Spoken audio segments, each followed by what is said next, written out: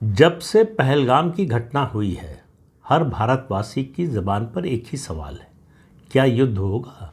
युद्ध होगा तो कब शुरू होगा?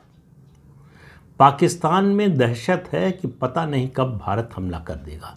हवाई हमला करेगा कि उसकी नौसेना हमला करेगी, या थल सेना जो है सीमा में घुसेगी।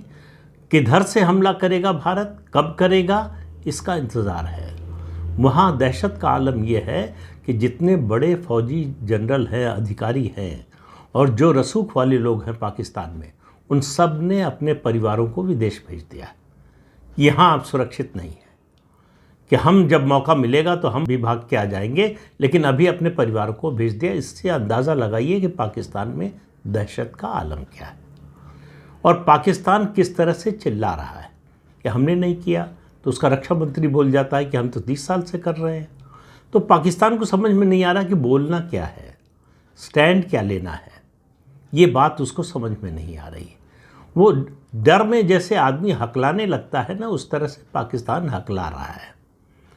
सीधी बात मुँह से निकल नहीं रही है, समझ में आ नहीं रहा है कि बोले क्या, करे क्या। करने की तो बात छोड़ दीजिए, बोले क्या ये समझ में नहीं आ रहा है। अब मैं कह रहा हूँ आपसे कि ये जो प्रश्न है कि युद्ध कब शुरू होगा, होगा कि नहीं, आप इस बात को समझिए कि युद्ध तो शुरू हो चुका है। प्रधानमंत्री नरेंद्र मोदी ने बिहार की जनसभा में जो कहा कि धरती के आखिरी छोर तक खोजेंगे, पहचान करेंगे और उनका सफाया करेंगे, युद्ध उसी समय से शुरू हो गया। उससे पहले सीसीएस ने जो घोषणाएं की, फैसले लिए, उसमें सबसे महत्वपूर्ण है सिंधु जल समझौते को स्थगित करना। ये युद्ध की शुरुआत है और पाकिस्तान कह रहा है कि ये युद्ध की घोषणा है। तो आप समझ जाइए कि पाकिस्तान को समझ में आ रहा है। देखिए, पाकिस्तान और भारत में के लोगों में कहना चाहिए एक बहुत बड़ा अंतर है। उनके यहाँ शत्रुबोध बड़ा स्पष्ट है, हमारे यहाँ कभी नहीं होता।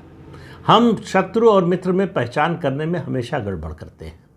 शत्रु को अक्सर जो है मित्र समझकर मित्रवत व्यवहार करने की कोशिश करते हैं।